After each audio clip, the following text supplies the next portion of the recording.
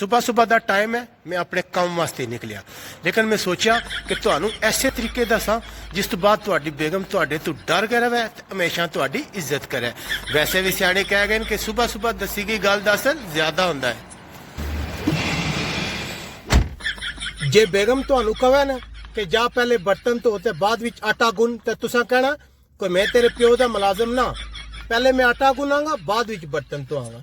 जे बेगम तुहानू कहे ना 1 लाख रुपया चाहिए तो कदे भी उन्हें 1 लाख रुपया ना दिओ, उसकी आदत खराब हो जाएगी, फिर हमेशा 1 लाख मंगेगी। इस गल्ला वो 1 लाख मंगे तुसी 2 लाख दिओ, वो 2 लाख मंगे तुसी 3 लाख दिओ। अगर बेगम कहन कि मेरा दाल खाने दिल कर रहा तो उन्होंने कहो कि तू कोई होटल ते नहीं बैठी, वो दाल मंगे तुसी उन्हें खाने वास्ते मुर्गी का गोश्त दिओ, वो मुर्गी का गोश्त मंगे तुसी सजा के तौर पर उन्होंने बकरे का गोश्त दिओ। बेगम अगर रोज रोज ससुराल जाने की जिद करती है तो उधार लिया कि तुसी भी जाकर ससुराल विच डेरा ला लवो तो उत्थे हुक्मरानी करो। अगर मेरिया इन्हां चीज़ां ते अमल करोगे तो सारे बंदे फखर नाल कहणगे यार देखो इन्हें बुढ़ी नूं किस तरह डरा के काबू करके रखे आ।